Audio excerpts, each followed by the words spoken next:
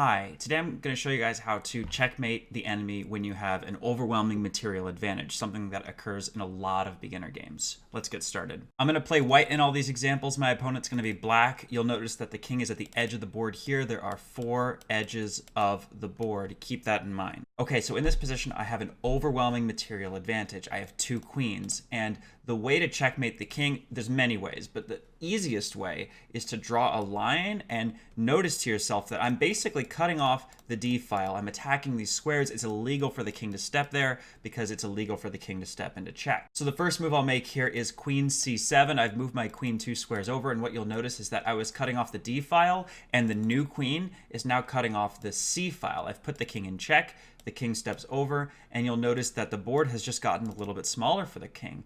He's been pushed 1 file back. I can do this method again by moving my queen over and putting the king in check, and the king can't go this way, right? Because I've already cut off this file. So when the king takes another step back, I'm cutting off another file, and the king is now all the way at the edge of the board. I can do this one more time, and because the king can't step backwards again, it can't step off the board, this is now checkmate. I'm watching this file so the king can't go up, and I'm also watching this file. I've taken away all the squares from the king, and I've put the king in check. This method is by some people called the ladder checkmate, the staircase checkmate, or even the lawnmower checkmate. This method even works if you rotate the board and you look at it from a different angle. I have the 5th rank cut off here. The king can't go down. So when I put the king in check, it can't go down. It must go up. And you can see I've cut 2 ranks off the chessboard. I do it again, putting the king in check. I've already cut this rank off. Now I cut this rank off, and the king must go up. It doesn't matter where he goes up. And finally, I deliver check again. The king must go up, but we're at the edge of the board, so this is now checkmate. I've cut off all the squares from the king. So this method can always work, except for 2 exceptions. One, you can see that I've cut the king off from going this way. I want to push it back, and if I put the king in check to push it back, you'll notice that the king can just take my queen. And so this is not getting the checkmate we want. What I have to do here is first move the queen far away from the king, and then after the king moves here, let's say I can check the king. Again, I've cut off 2 files. It has to go to the last one, and when it steps over, I check it again, and when it steps over, I check it again. It can't go off the board. This is checkmate. The other thing you have to worry about is stalemate. If it's a player's side to move and they have no legal moves, the game's not a win, it's a draw. Stalemate would give you a draw. So for example, if I move my queen here, I'm just blindly cutting off files, and the king moves here, and I try the ladder checkmate again, cutting off another file, you'll notice that the black king has nowhere to move. All the squares that it can move to, my queens are controlling. But the big difference here between this and checkmate is that my king's not actually attacked. It's not attacked, so I'm not in check, but I can't move. So it's not checkmate, it's stalemate. I have a lot of extra material, but it's stalemate. I've drawn. I have not won the game. Okay, so the thing that you would have to be worried about in this example, like I said, is just make sure you don't stalemate the king. When the king moves over here, don't just blindly move here. Every time you move your queen, make sure that the king has a legal move. So here, if I move to g8, as I said, this is stalemate. So what I'm going to do instead is possibly move my queens across the board. There are many ways that you could play this type of position, but just by moving the queens away from the king, this is one possible way to avoid stalemate. The real key here is that you have to be creative. If you see that the king is not in check, maybe find a way to put the king in check so that when it moves, you can do everything with check.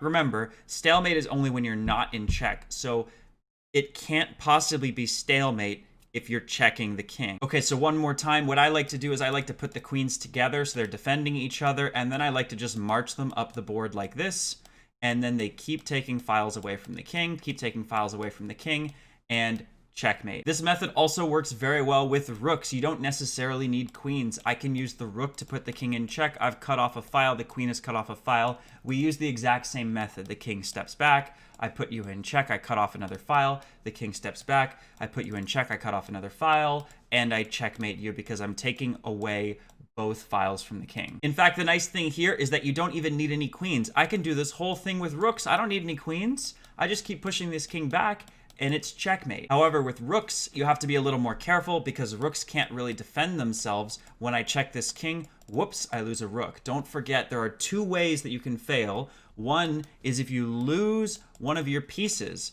The other is if there's stalemate. So in this position, when the king attacks my rook, the method is to move the rook to the other side of the board, far away from the king, and I'll just move both of my rooks. Why not? Check the king. And if I move down here, the king takes my rook. So I'll just move to the other end of the board, and I'll move to the other end of the board, and then I will finally checkmate you like this. So rooks are a little bit trickier than queens. Okay, so let's say I'm playing white in this position, and I'm thinking about ending the game. I have no rooks, I have no queens, but look, I have 2 pawns. We can use the staircase method here, and by bringing this to a staircase method, we can find a way to checkmate the king and create a whole plan from scratch. Let's calculate. What I'd like to do here is put these pawns to the end and get 2 queens or 2 rooks or something like that. I'd probably like to get rid of this d6 pawn just to remove complications. And once I have 2 queens, I'll cut off some files to the king, and I'll cut files off one by one and checkmate the king. Let's see what this looks like. With white to move, I promote, and so now I got 1 queen. Let's say the black king moves up. I've got another queen. I'm just enacting my strategy. Let's say you're getting ready to take my pawn on d5. I don't really care because that's not part of my plan. I only need 2 queens. Let's say I just try to get rid of this d6 pawn, this pesky d6 pawn. When the king takes my pawn, I take, and now look, we have an empty board, and we know how this is supposed to go. When the king steps over to c4, for example, I'm cutting off the d file. I bring in my second queen to cut off the c file, and when the king steps up like this, you'll notice that I can't go queen b6. If I go queen b6, you take my queen. So instead, I need to find a way to move my queen far away. I might move my queen down to d1, and then deliver check to the king like this, and then deliver checkmate. Voila, we've used the staircase or ladder method to checkmate the king from a complicated position. Okay, so anyways, I've taught you guys how to checkmate with overwhelming material. Hopefully you guys can use it in your own games, even when positions look complicated. Remember the staircase or ladder or lawnmower method and try to turn your positions into one of them so you can checkmate the king easily. Thanks for watching. Give me a suggestion in the comments for another video I should create. Thank you.